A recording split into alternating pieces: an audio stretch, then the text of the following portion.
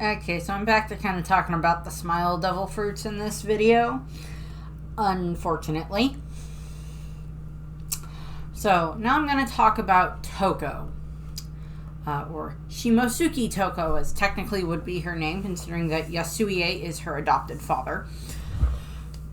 So, by a technicality in this series, Toko, I'll probably make that mistake a couple of times, unfortunately, because their names are similar. Toko is this representation of this next generation that is going to grow up in Wano, away from Orochi's rule. Tama is also part of this generation as well as a bunch of the other little kids that we saw in the classroom at various points in time, at the beginning and at the end of the arc. In that regard of, like, they're this representation of those who have either suffered because of Orochi, because, like, a bunch of the other children who lived in Okabore Town and who lived in Ebisu Town, who were malnourished and who had been affected by the Smile Devil fruits, unfortunately. Same way that Toko had. That it's kind of like, okay, what kind of a world are they going to grow up in? And part of that is going to be dependent on, obviously, what happens in the outside world, outside of Wano, but also very much dependent on what Momonosuke does as Shogun. Changes that Momonosuke makes as Shogun. The people he chooses to listen to as his advisors, which is most likely going to be the retainers and his sister, and his grandfather. But Toko is going to be one of these people that is kind of always there near Momonosuke and near Hiyori as one of these reminders of those who have been afflicted by the Smile Devil fruits, because she has been afflicted by them. Because she ate one when she was younger, and it has affected her to this day. Now, obviously, there's still the hope in the story, and I'll touch on this again at the end of the video when I talk about the future, but obviously there's still hope in the story that maybe Chopper and Law working together, along with any of the additional information that they can get from, like, Punk Records down the line, might be able to do something to reverse what happened with the Smiles Devil fruits, with what happened with the defective ones. That had been distributed in throughout Wano by Orochi. So hopefully there'll be something there, and then that can be used to, like, help Toko along with so many of the others that were afflicted by the Smile Devil fruits, help them be healed and get their full range of emotions back. But going into Toko a bit. So Toko is this young girl who lived in the flower capital. She also used to live in Ebisu Town. She is the adopted daughter of Shimosuki Yasuie, former daimyo of the Hakumai region. Therefore, she is a member of the Shimosuki family. She is kind of the heir to that family at the moment. Zoro not included. Yeah, by a technicality, Zoro and her are kind of related, but we also don't know how far back the Shimosuki line that Zoro is descendant from split from the one that Yasuie is descendant from. But you get the idea there. So there's that. But, so we have that. And she is also the Kamaru of Hiyori, or of Komurasaki. Which is essentially like a courtesan in training, is what Toko was being raised to be, because it was a safer place for her to be under the care and protection of Komurasaki than it was for her to be in Ebisu Town. And I'll go over that in a little bit. She also ends up, of course, she's kind of also one of the reasons that is kind of one of the motivating reasons for the Straw Hats and stuff like that. Not necessarily Luffy. His main motivation is Tama, with Momonosuke there as well. But, Robin and Sanji and Zoro, like, they are around Toko quite a bit. So she's a bit of their motivation, as are the other kids as well. So again, it's not just one, it's this as a whole of, like, these are the people who are suffering and the ones who are willing to fight back. Toko is 6 years old at the time, and even by Luffy logic of, like, I will help Momo because he has this drive and he will do what he can. And Tama even shows up to help fight during the Battle of Onigashima, as I already spoke about. Not that Luffy knows that up until a little bit later on. But, they're willing to try to stand up for their ideals. Tama's 6. I don't think Luffy would quite expect her to stand up for her ideals quite yet at that point in time. But he still sees that, she's definitely still worth fighting for. Although, does Luffy ever really interact with Tama or with Toko? I don't think so. I don't think Luffy ever really has any major interaction with Toko that we see. Tama and Momonosuke, yes. Toko, not really. I mean, I think they are kind of in the same places at the same time a few times, but they're not really interacting with each other. So, going into Toko's history, as I said, she is about 6 years old.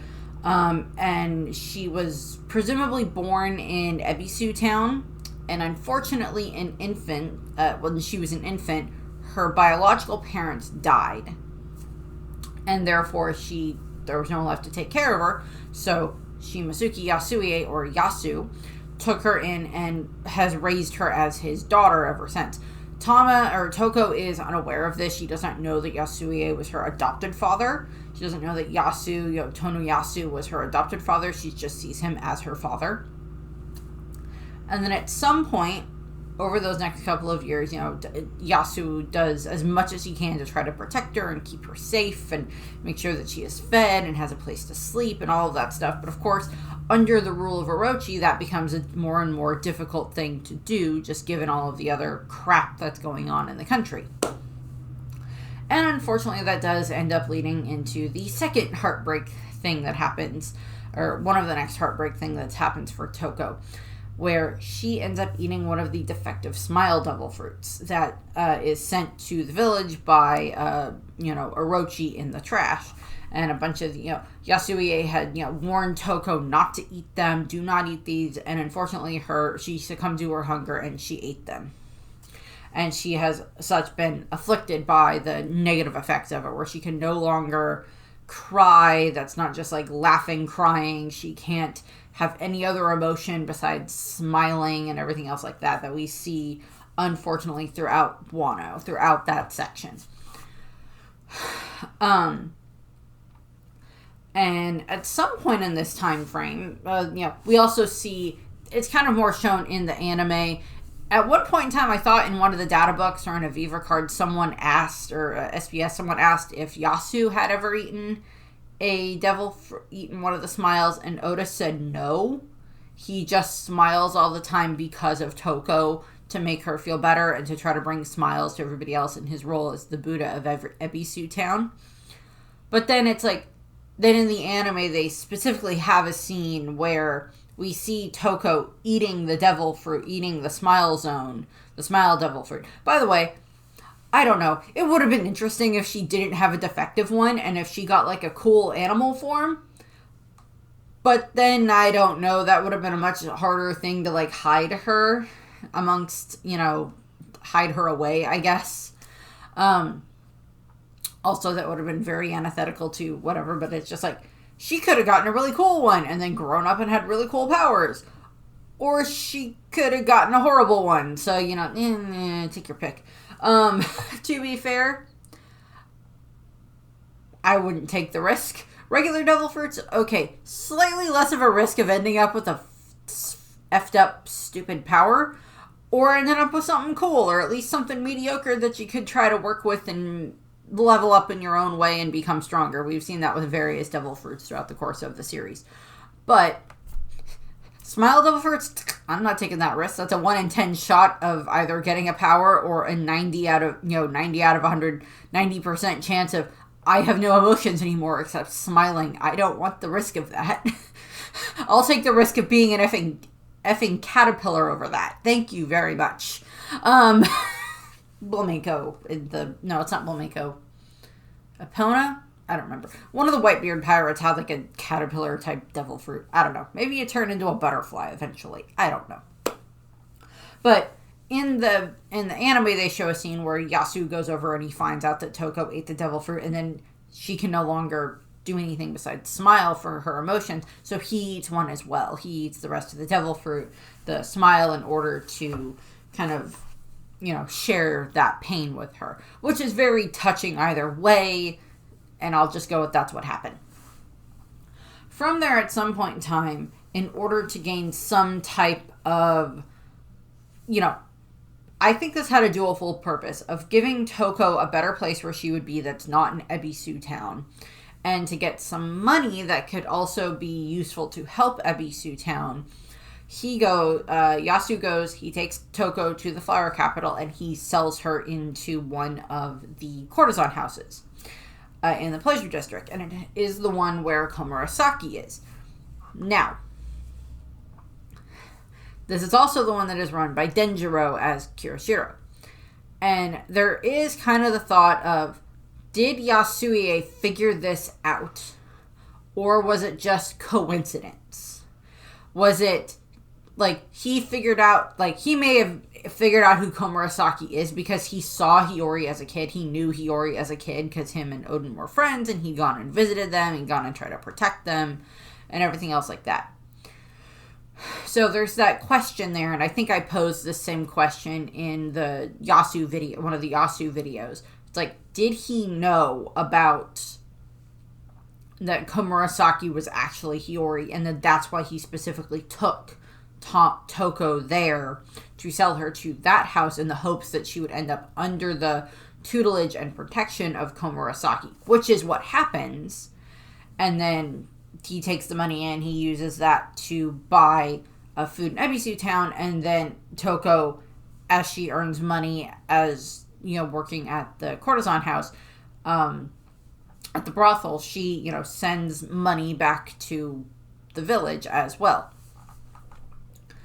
And we also know, I think, that he comes and visits her every now and then as well, which is just kind of nice. So it's not like he up and abandoned her, as sometimes happens in those situations.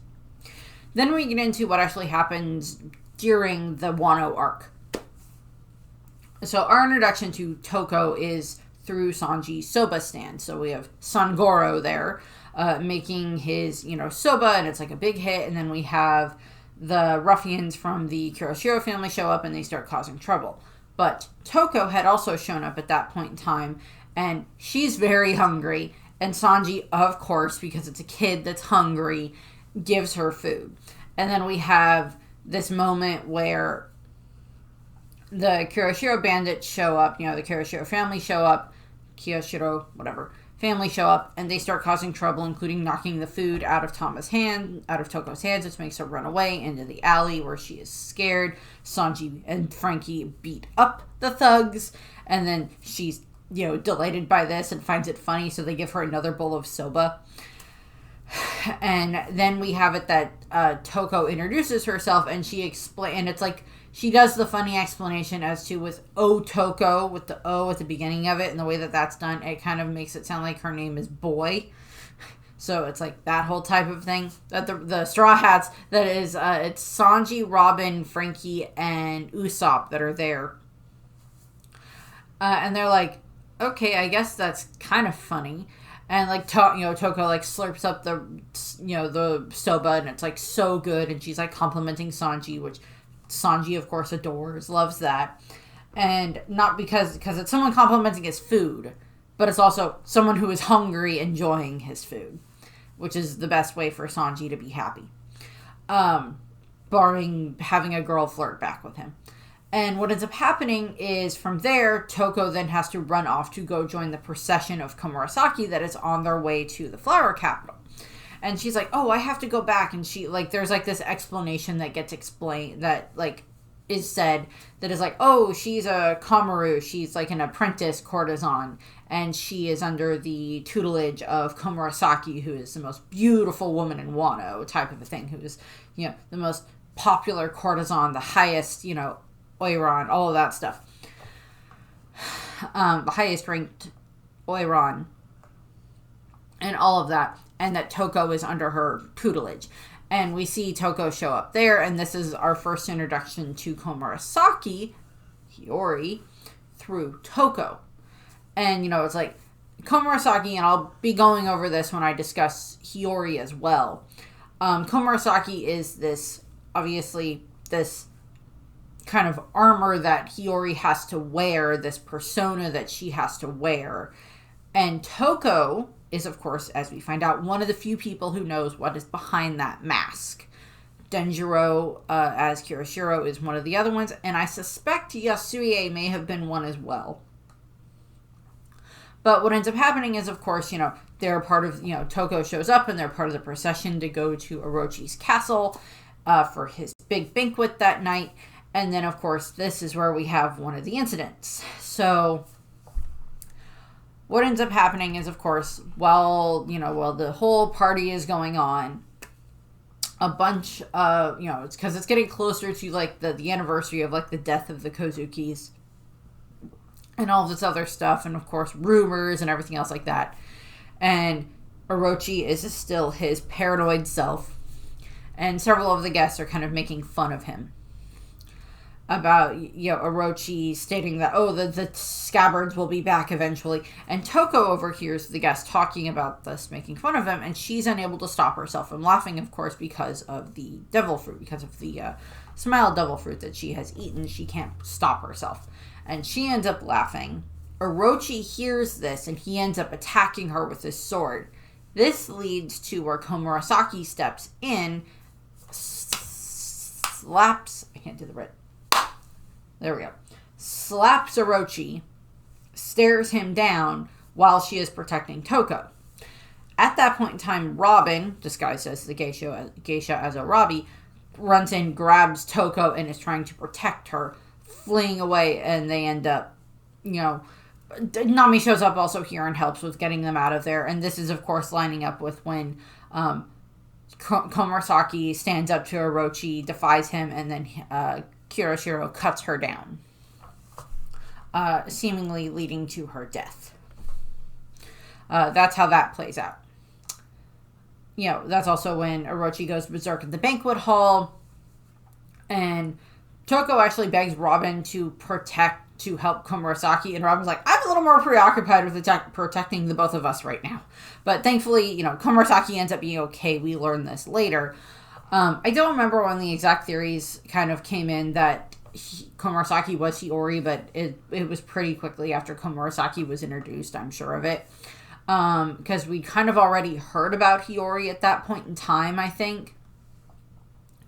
And then, then it's like, we're introduced to Komurasaki. And, it kind of goes from there, and it's just like, she's probably Hiyori, and then it's confirmed not much later. So eventually what ends up happening is, of course, Brooke ends up helping them all escape, and, they're all able to escape away from Orochi's palace and everything else like that. Nami lightning strikes Orochi, which is just funny. They'll end up escaping, and then they drop Toko off in the red light district. Eventually what ends up happening is Orochi hires Kamazo, killer, to go and try to kill Toko. As, like, she's the one who led to the death of Komurasaki. She must be killed as well. So he sends Kamazo after Toko. And she and Hiyori, who is now kind of still technically in disguise, but could have done a better job of disguising herself in all honesty, shows up. She takes Toko, and they run off. And they run to the Ringo region, where they are pursued by Kamazo. While they are on their way there, or once they get to the Ringo region, they end up coming across Zoro and Onimaru, on the Oihagi Bridge by the graveyard. Zoro clashes with Kamazo, while Hiyori is protecting Toko at that point in time. Zoro manages to defeat Kamazo. Ends up getting, is unconscious now that he's been injured too badly from fighting Kamazo and taking a scythe to the chest. And what ends up happening is, of course, Toko and Hiyori end up taking him to one of, like, the abandoned temples, houses that's there, and they start, bandaging him up and everything else like that. They, give him first aid and everything else like that. When Zoro wakes up, He's like befuddled as to what is going on. Toko kind of introduces herself, and then Hiyori introduces herself. She's like, "Oh, I'm Kozuki Hiyori. I'm Momonosuke's younger sister." And Zoro's like, "There is no way you're that brat's sister." Type of thing. And like Toko's introducing herself, and we're getting like the boy joke again, and Zoro's like, "Okay." Unbeknownst, he's already met her father. And so we have that moment there. And of course, Hiyori is just trying to get Zoro to stay so she can give him more treatment and everything. And he's like, "No, I have to go," and like all this other stuff. And eventually they end up, staying the night. They spend the night, and Toko and Hiyori end up sleeping on Zoro, snuggled up next to him, which is just adorable. Brooke shows up the next day and is just like, "Oh my." And it's just like, "Oh my, I didn't know you had a family, Zoro. You've been here quite a while." It was like, I've only been away for however many weeks, and now you have a family. And Zoro gets angry at Brooke, which is just funny. But this leads into when they end up finding out about that Tonoyasu has been captured. And I find this as a twofold thing, because Hiyori may have known that Tonoyasu was not his real name, and that he was actually Yasue, Shimostuki Yasue, former daimyo of the Hakimai region. She may have known that, remembered him from when she was a child. Because bear in mind, Toko is 6 years old, which is the same age that Hiyori was when her own father died, when Odin was executed. Bear that in mind for the rest of this video. And what ends up happening is they find out that there is to be the execution of Yasue, of Tonoyasu, and they're like, "Oh my god," and hearing about this, Toko's like, "Oh no, daddy," and she starts running off toward the flower capital. Zoro chases after her. One of the few times Zoro is not getting lost via directionless intake. And he like runs after her, and he's like, "No, you can't do that." And she's like, "No, but I have to get to my daddy. I have to get to him. I have to try to save him," type of a thing. He's my daddy. I can't let him die. And he's like, "Oh, that's your dad. Oh, that's not good." So they all end up running the rest of the way to the flower capital, Hiyori, Zoro, Brooke, and as they're chasing after Toko. They get all the way to Retsetsu Town, which is where the execution is supposed to take place, where Yasue is essentially up on the scaffolding, being crucified. And Toko gets there. They all get there, and like Toko is like hanging onto the bamboo crosshatch fence and everything else like that, trying to get to her dad. Yasue gets shot by Orochi. He falls, lands on the ground. We also see it, and I went over this in his video, where like some of his last words are looking at Toko and just wanting, like, "I'm sorry for leaving you. Please forgive me. I do love you. Please be safe. Please be happy." Or like his like last thoughts as he's looking at her.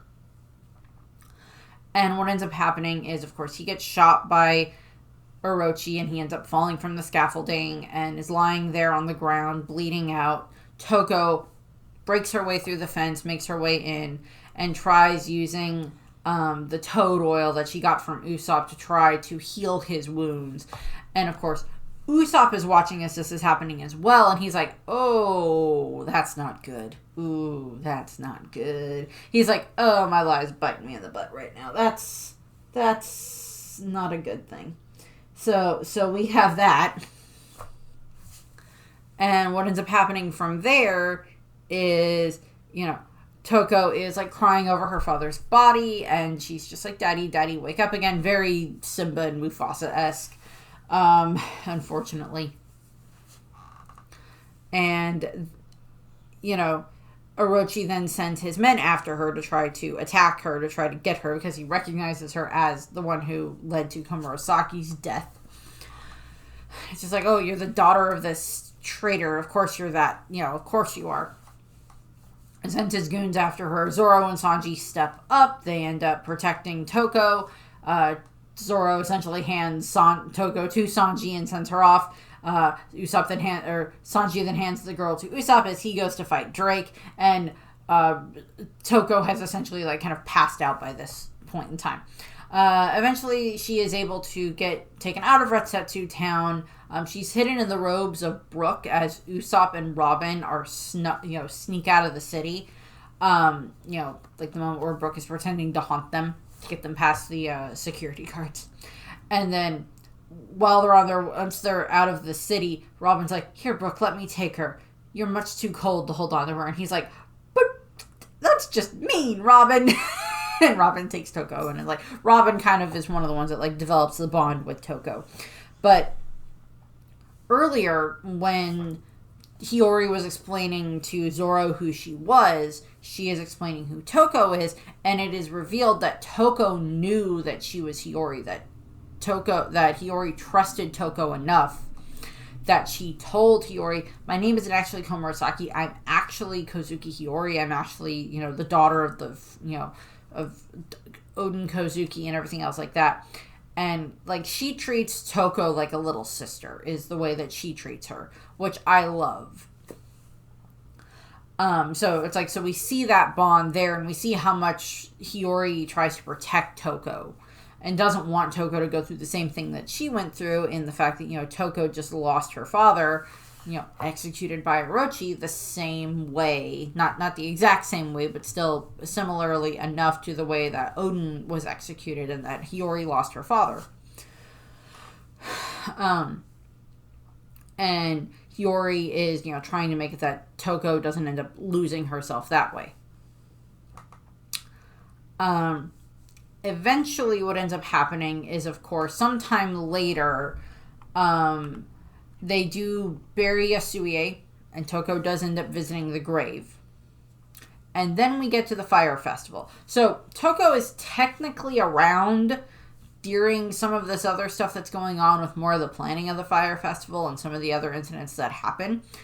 But she's not really involved in them. Supposedly they take her to Amagasa Village, and that's where she just kind of stays. Like, Robin looks after her a bit, because, like, Robin develops the bond with Toko to a degree, and then Nami develops the bond with Tama, but she also kind of develops a bond with Toko as well, because they're just kind of all around each other during that time frame.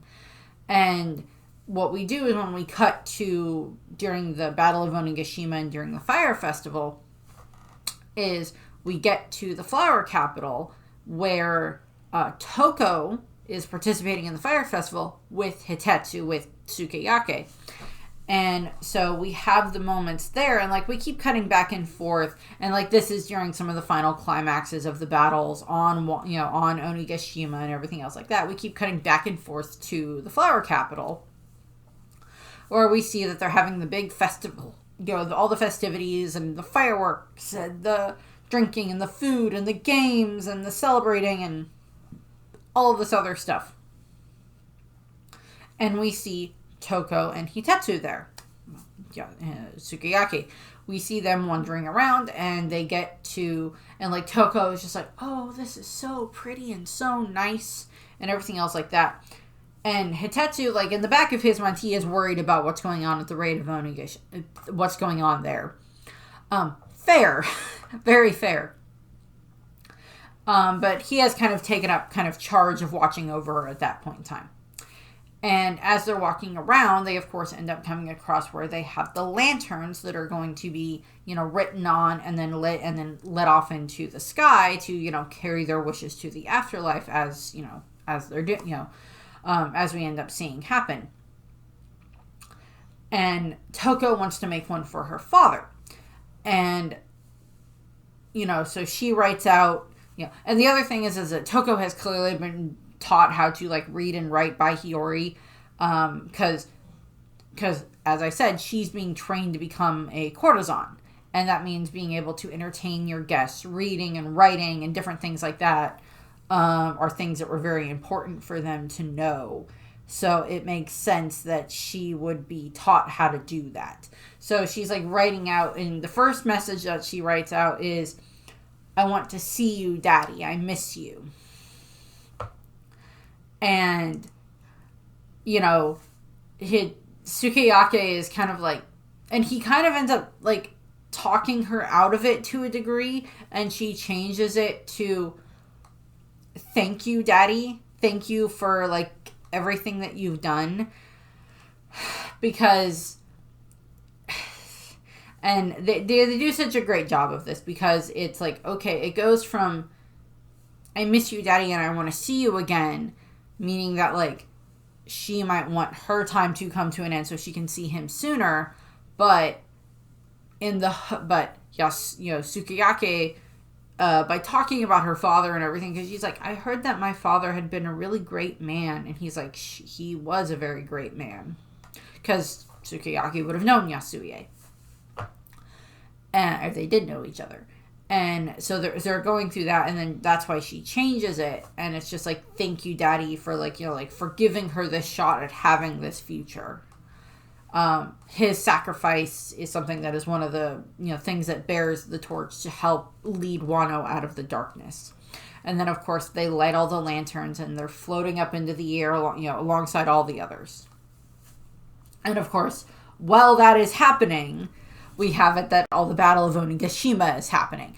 And just like a lot of people, I had really wanted there to be something where, like, the lanterns played a part in the battle, where, like, somehow the lanterns powered Luffy or something like that, because it's like these dreams of being freed from Kaido, of being liberated from Kaido, kind of maybe feeding into something to help with Luffy fighting against Kaido. That would have been a nice thing to happen. Or, like, maybe somehow the lanterns affecting Momonosuke's flame clouds to help him be able to pull Onigashima away, type of a thing. Something like that would have been great to see happen. That would have just been awesome there, because it's just like the wishes of the people are finally being fulfilled in this regard. I mean, like, we kind of see them, like, frame Luffy at various points in time and different things like that, but still.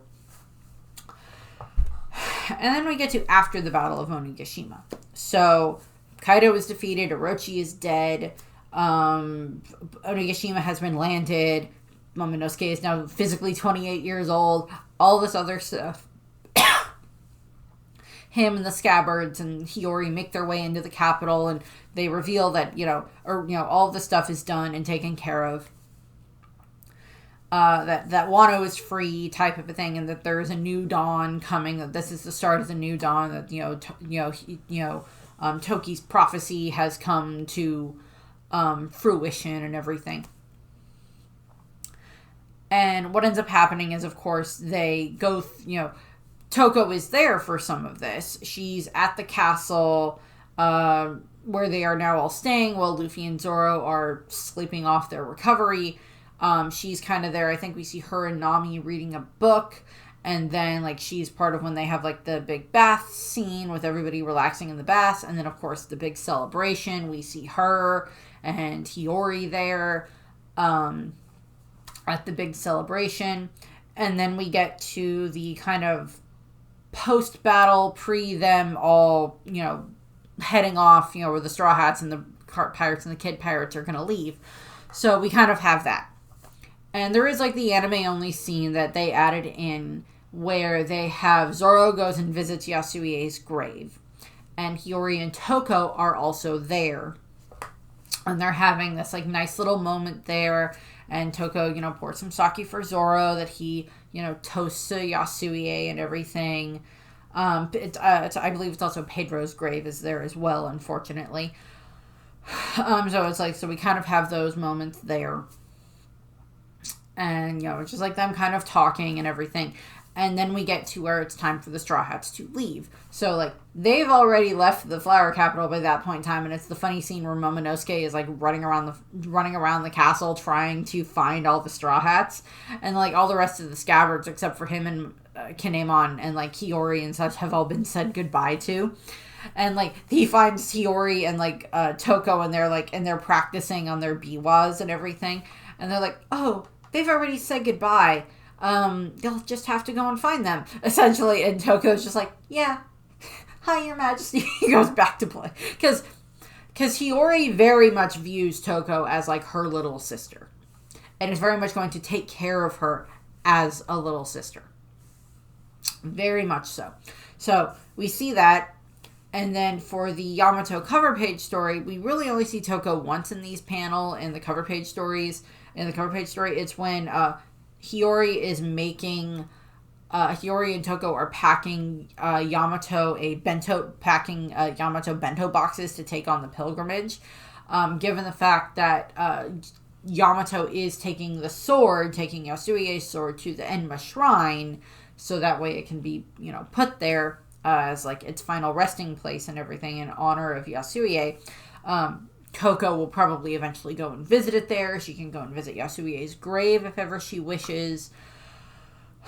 I'm sure Hiyori or one of the others would be more than happy to take Toko there, so she can pay respects to her father in that regard.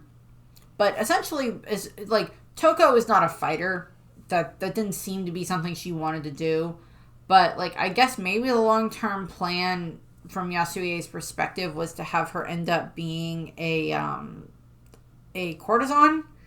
But I'm like, not being able to do anything besides laugh or smile would maybe not be the best thing to have your patrons have to deal with. But at least for the time being, she was in a safe place. So, but Toko may just end up growing up to be like not a magician, a musician in Wano or something like that. Someone else. To be fair, we know that Kawamatsu is now the daimyo of the Hakumai region, where Yasuie had been where Yasuie was the former daimyo before everything, before Orochi and everything. What could happen is that once Toko is a bit older, she may express interest in wanting to try to follow in her father's footsteps and become the daimyo. And then Kawamatsu would probably be like, sure, come on, I'll take you under my wing. I can help you learn how to be a daimyo. We can find other stuff that maybe other people who knew your father, so we can, learn more. You can learn more about him, different things like that. And maybe Toko will do that. Toko is not one of the characters I expect to see at the final battle, but I could be wrong, because part of me, because of how much, the drums of liberation in One Piece in regards to, like, the drum beat that Luffy has whenever he goes into Gear 5th and everything, part of me really wants music to be something that is involved in some form of the final battle, not just, as Luffy with, like, the drum beat from the, drum beat of liberation and everything, that type of a thing. But just in general, it was like the way that, Bing Sake may be something connected to that. And possibly even something to do with, like, Uta's Devil Fruit, which I know that Uta's Devil Fruit is not necessarily canon. We don't know how much of Uta is canon. But, like, music has always been something that Oda has had a big appreciation for in One Piece. And I kind of do want something to do with music to be something that involves, music to be involved somewhere in, like, the final battle. And having something involved where they have a bunch of musicians playing, Brook and Toko and Hiyori with their biwas and, like, other characters who can play instruments, have them show up and have them be playing while the final battle's on, and that kind of helps amplify, having a beat or something that is based off of, like, Luffy's heartbeat. So having Toko show up and be playing, like, her biwa that she has been practicing, during that time frame and everything, along with Hiyori, would be a good way of, like, having that involved there. Again, I don't know. Probably won't happen. Just my headcanon for what I would like to see happen, but we'll see. So, that's what we have here.